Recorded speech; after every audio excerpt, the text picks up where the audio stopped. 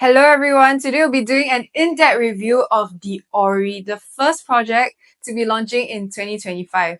Now we're going to be running through all of the different layouts so you know exactly what to avoid as well as what to prioritize if you're thinking about going for this development. Now already there is a lot of hype around it and a large part of this is due to its location. So the Orie is located over here in Toa Payoh. Now if you've ever driven through Toa Payoh, you might notice something peculiar. There are very few condos and most of it is HDBs. In fact, the last time that there was a launch here was about 8 years ago and it's TOP in 2019, which is next door, Gem Residence. And before that, there was an even bigger gap, which was Travista in 2011. So there is a lot of pent-up demand for this area and there is no supply. So let's go into the details of this development. Now in total, there will be 3 joint developers, which will be CDL, Fraser, as well as Sikusu House. Now you might know them from more recent launches like Tembusu Grand as well as Canning Hill Piers. So in total, you will have 777 units, and this will be split into 2 blocks that go all the way up to 40 stories. So the vacant possession for this is expected to be in 2030. And in total, you will get about 627 car park lots. So I really do quite like this because it's about 80% of the units. So definitely you will not have shortage in parking space. So what kind of units can we expect here? You'll be able to get a 1+ study all the way to a 5 bedrooms. Now if you see, about 60% will actually be the smaller floor plates and 40% will be those that are larger, above 1,000 square feet. So let's have a look at the site plan. Now, I was really impressed when I saw this because if you notice, the land size for this development is actually not as big as most other recent launches, but they still managed to do really nice landscaping and managed to fit in a tennis court as well as a lap pool. So you really get the experience of full facilities. Now, what kind of views can we expect from this development? So aside from facing inwards towards the facilities, you'll be able to get the north-facing view as well as the south-facing view. So both you'll have pretty good city views, but if you notice for the south, you'll actually be able to see the CBD in the background. So it's quite nice during like New Year's when you have fireworks. So I think this is where the developer is going to place the premium for the views. So diving straight into the 1+ study. Now for 1+ study, you have just one layout and this will be 517 square feet. Now something important to note here as well as for the bigger sizes later on. Now the Orie will actually have curves on certain parts of its exterior. So because of that, for certain stacks at certain level, you will actually have a curved RC ledge that looks a little something like this. So for this layout, you actually have 2 stacks. Facing the north will be stack 4 and then facing the south will be stack 14. But only for stack 4 will you have the curved RC ledge. Now looking at this layout, I also say it's a pretty conventional 1+ study.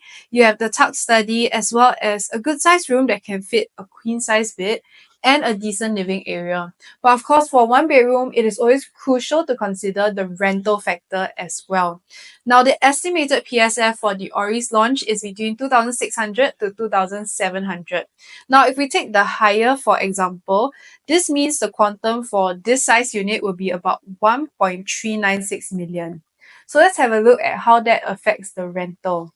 So looking at the rental nearby, we have Gem Residence, which is right next door. Now for their 1 bedroom, the average rental is about 3K.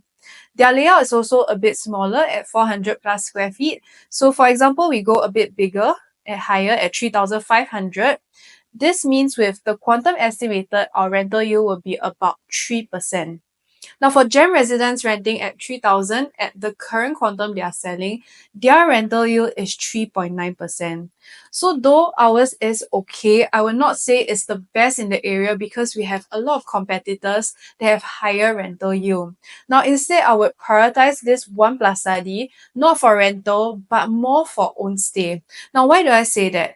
For the 3 developers that are working on this project, they are very well known for high-end developments with good finishings, like Canning Hill Piers, Riviere, Soleil at Sinaran, just as example.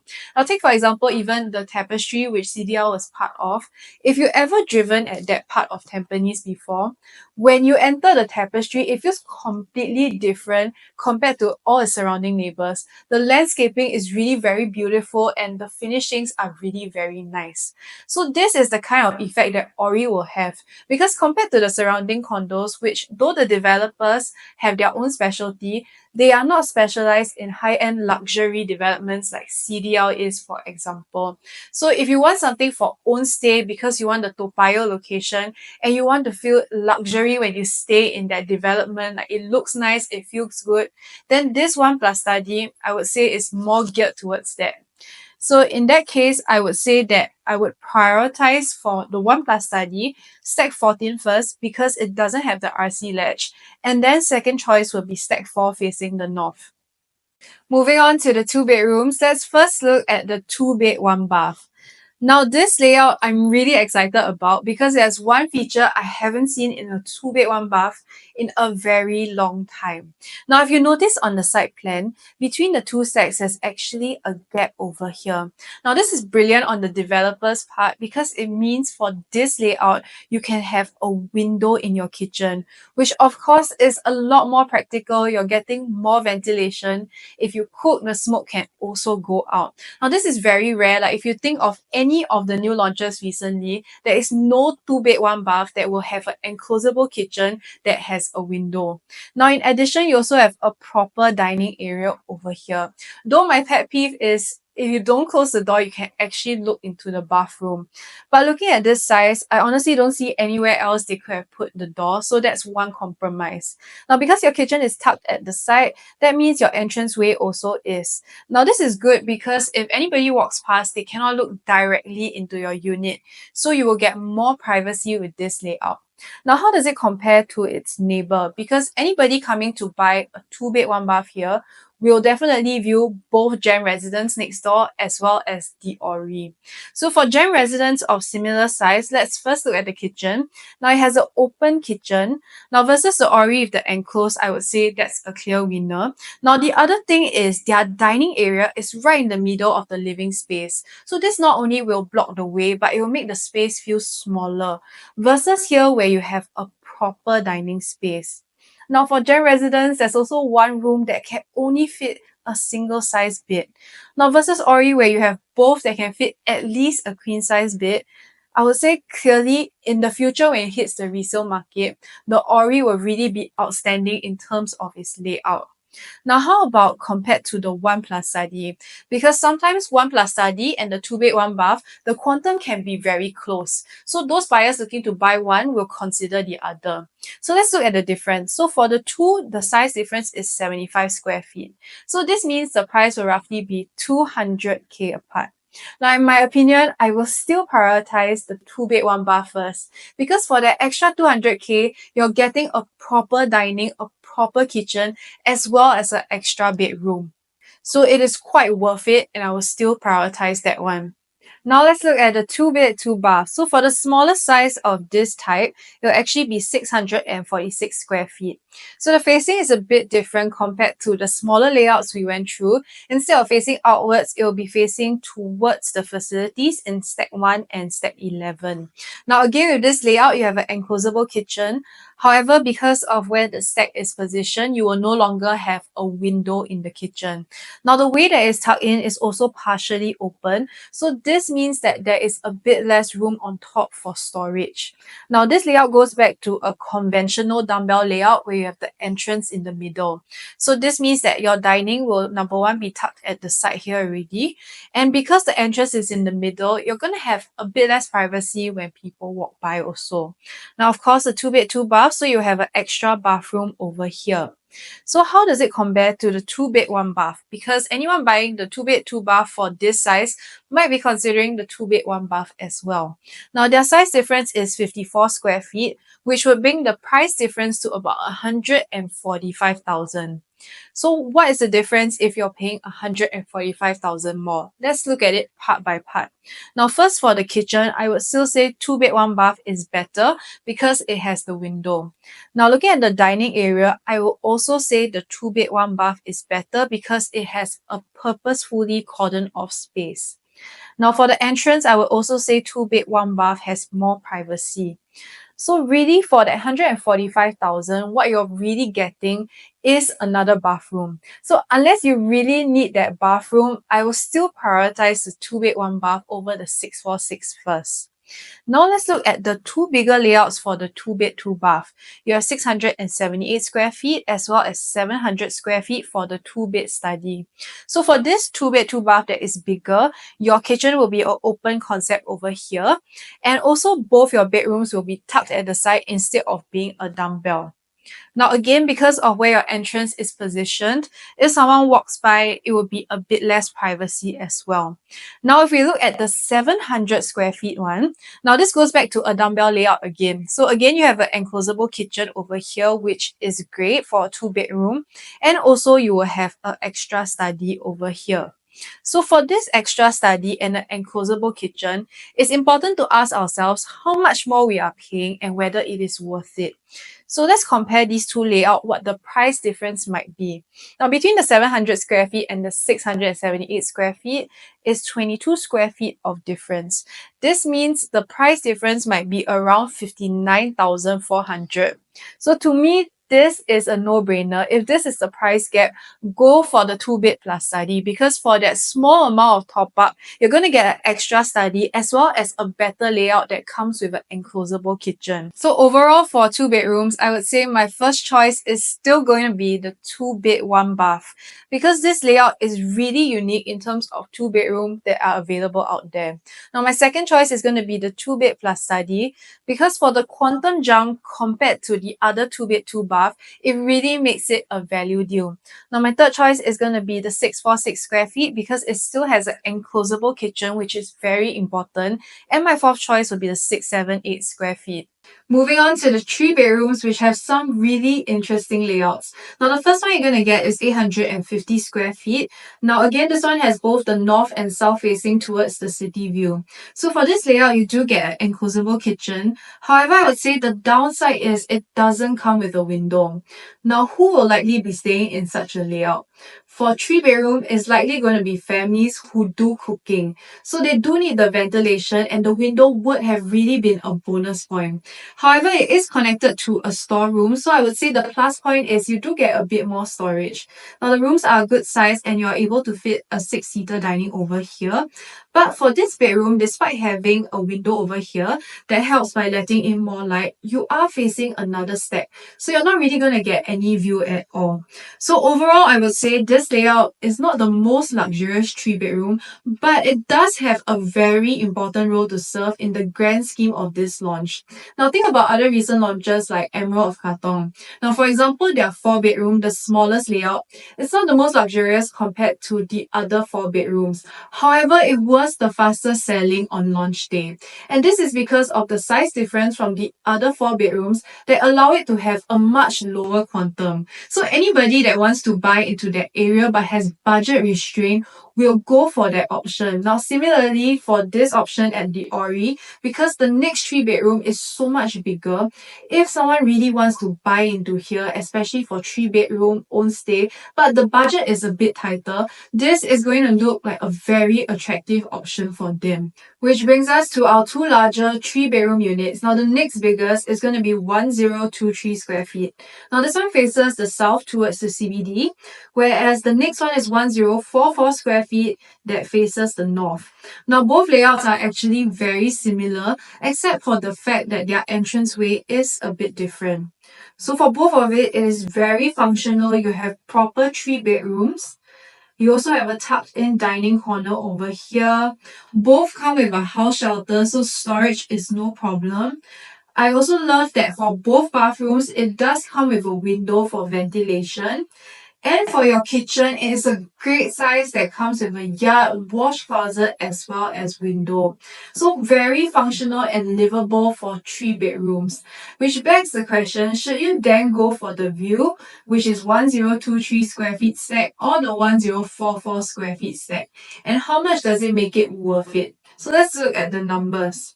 So assuming the 1023, which is the one that faces CBD, is launched at 2,700 PSF, that will make it 2.76 million. Now for the 1044 one at 2,700 PSF, it will be 2.818. Now, there's a strong chance that the developer will place a premium on the 1023 square feet stack because of the view. So at a 3% premium, that would mean a 26k difference. Whereas if we bump it up to a 5% premium, that would mean an 82k difference. So in my opinion, if it's anything 3% and below, go for the one with the better view. This also brings us to the question of whether this price can be exited in the future and who is our resale buyer. Now, naturally being located in a HDB estate, a large portion of the future buyer for a 3-bedroom is going to be HDB upgraders. So if we look at this area, which is near the Orie, now the most recently MOP HDB is going to be Toa Payoh Apex over here. So back then when they BTO for a 4-bedroom, average price was 460k. Now today they are selling at 1.05 million, which brings their appreciation to about 590k. So for 590k, let's say that both the wife and the husband, for example, if they earn 6,000 a month back then when they BTO and today they earn 6,800, all this while their CPF would have been accumulating as well. And that would bring it to 361,000 at their MOP. So in total, if we add the 590 plus the CPF, this brings us to 951k. So let's fast forward to today's price for the Orie. Now, if you enter at 2.7 million, for example, for the 3-bedroom, this means your down payment with the buyer stamp duty is about 780k. So if we bring back to the number just now, which was 951k that they are taking back, they can easily down pay for a 3-bedroom today without topping up. Now, how about down the road when you want to sell? Now, if you want to sell at 3 million down the road, this will bring the down payment to 870k. And if you wanted to sell at about 3.2, this would be 932k.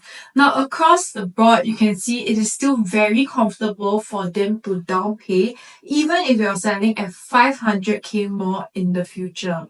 So I would say for the 3-bedroom here, the exit is safe. This brings us to our final 3-bedroom layout, which is the largest, the 3-bedroom dual key. Now this is 1,130 square feet and it's split into a studio unit with a 2-bedroom joined together. Now I would say it is pretty good for the 2-bedroom part. You have a house shelter and the kitchen is quite unique. It is linked to the balcony, so it has great ventilation. For the studio unit, you do have a kitchenette as well as your own bathroom. Now for dual key, it's very important that we consider the rental again. So let's see. If we buy into the 3-bedroom dual key at 2,500, it will range from 2.83 million all the way to about 3,500,000 at 2,700 PSF. So let's say we rent out the studio unit at 2,450 and the 2-bedroom unit at 4,000 based on the current rates in the area. This will mean 6,450 for rental. Now, based on the range of quantum above, this means the rental yield is about 2.7% to 2.5%, which will not be the highest. Now, we want to try and hit a 3% usually. I think a large part of why the quantum is higher for this is because it has a much larger balcony than the other 3 bedrooms. So in this case, I will not prioritize this layout. So that brings us to our overview for our 3-bedroom. Now my first choice is going to be the 1023 square feet because the layout is extremely functional and it has a great view. Now my second choice is going to be the 1044 square feet, which has a similar layout, followed by the smallest 850 square feet and then the 1130 dual key. Next, let's look at the 4-bedroom. So for 4 bedrooms, you're going to have 3 different layouts. Now the first two are 1216 square feet. So for D1, it will be facing towards the facilities over here. Whereas for D2, you'll be facing the south and get some of that CBD view. Now for both layouts, they are actually extremely similar, except the entranceway will be a bit different. So for D1, you're directly facing in, whereas for D2, you have a bit of a curved foyer, and that gives you a bit more privacy to the unit. Now, I think for both layouts, it's actually very functional and reminds me a lot of the 3-bedroom that we were looking at earlier. So compared to the 1023 square feet 3-bedroom, the differences you're going to see is you have one extra room, a larger yard, as well as a larger dining area. Now for 4 bedrooms, I really wish they had done a landscape layout. Now imagine the same size but you flip the orientation. The minute you walk into the home, it would have felt so much bigger and you will feel more luxurious. Now there really will be a difference, especially for a 4-bedroom demographic. When they are paying for that quantum, these are things that they will take note of. Now for these two, if you are thinking of going into D2, just be mindful that for this stack, there is a RC ledge that is on the outside. So you want to try and avoid it completely if you can go above it. But if you're within the range that does have it, try to go somewhere in the middle, because if you go too high, the unit might be quite dark when it's blocked from the top. And if you go too low, sometimes over time, the RC ledge can collect a bit of dirt, so it's not very pleasant. So do be mindful of which floor you are choosing. So that brings us to the larger 4-bedroom, which is 1367 square feet. Now the main difference you're going to feel for this compared to the two earlier is you're going to have a slightly wider living room, a larger dry kitchen over here, as well as a wider dining area. You're also going to have an extra study here. Now, in my opinion, when you walk into this home, it's not necessarily going to feel much bigger than the two former layouts. So this really comes down to price. So let's look at the price difference between the smaller 4-bedroom as well as the larger one. So for the 1216 square feet, if they buy in at, let's say, 2,500 PSF, this will mean 3.04 million. And for the 4 plus study, it will be 3.417 million. So this means there will be a difference of 377K. Now for 377K, in my opinion, when you walk into the larger one, it doesn't really feel more luxurious. What you're really getting is the extra study. So unless you really need it, I would still prioritize the smaller 4 bedrooms. So overall, I would say my first choice is D2 because you will get that view. And of course, for 4 bedroom, it is largely own stay, so that is important. Just be mindful of which floor you are choosing with the ledge. And second choice, I would say, is the other one, which is 1216 square feet. And of course, third choice would be the 1367 square feet. Lastly, we have the 5 bedrooms. So for 5 bedrooms, we have one layout at 1,453 square feet. So right off the bat, I really like that there's a private lift over here. Again, with the 5-bedroom demographic, at the quantum that they are buying in, they always want that feeling of exclusivity and luxury. Now, right away when you walk in, this unit is also going to feel bigger and more grand because the living room is a lot wider than if you compare it to the 4-bedroom, for example. I also really like that they have a junior suite here, which not all 5 bedrooms will have, because think about who is buying into a 5-bedroom. Now, likely a portion of them are multi-generational family, and having a room with another attached bathroom is really a bonus, especially if you have your parents or older children staying with you. Now, for your dining area, you also can fit comfortably a 8-seater. You have a dry kitchen as well as a good sized wet kitchen. Now, anyone coming into this area for a 5-bedroom are also going to consider the other developments in Toa Payoh that also have a 5-bedroom. So let's have a look at the supply. So in Toa Payoh, there's actually only one other development with 5 bedrooms, and that is Gem Residence with 37 units. Now, if you hop onto online portals today and you look for a 5-bedroom here, you are only going to get one unit that is for sale. So of course, if anybody is coming to view the Orie 5-bedroom next time, they will also view Gem Residence. So let's have a look at the layout differences. So for Gem Residence, first of all, I would say there's no private lift, so already I would give Orie a bonus point for that. Now, one thing that I feel will be a deal breaker for some 5-bedroom buyers here is 2 of the bedrooms can only fit a single size bed. So again, if you have a multi-generational family, that might not work. Now, overall, the square foot is also much smaller. So walking into this unit, you're not going to have as grand of a feeling as when you walk into the Orie's 5-bedroom. So in terms of popularity in the resale market, I would say Orie will be able to hold next time when it comes to the 5-bedroom. Now, how does it compare to other new launches that have recently launched with 5 bedrooms as well? Let's have a look at Emerald of Katong. Now, Emerald of Katong, the 5 bedrooms also sold, but even so, I would say the Orie's layout actually holds up a bit better. Now, for the private live here, even though they have it, it does lead to a public lobby. So you don't really have as much exclusivity versus if it's just your private live with a private lobby. Now, also for the bedrooms, though they are a good size, you do not have a junior master. So this might not work for some multi-generational families again. So overall, in the grand scheme of things, I would say the 5 bedroom at the Ori is actually a really good and functional layout for the demographic that is looking to buy into it. Now, overall, I would say if you're thinking about getting the 5 bedroom here also, this is not to sell in the short run. Now, with the shortage of supply, you definitely want to buy and hold in and wait for the right buyer to come by in order to get that capital appreciation. And then you can take advantage of the fact that there is not a lot of competition.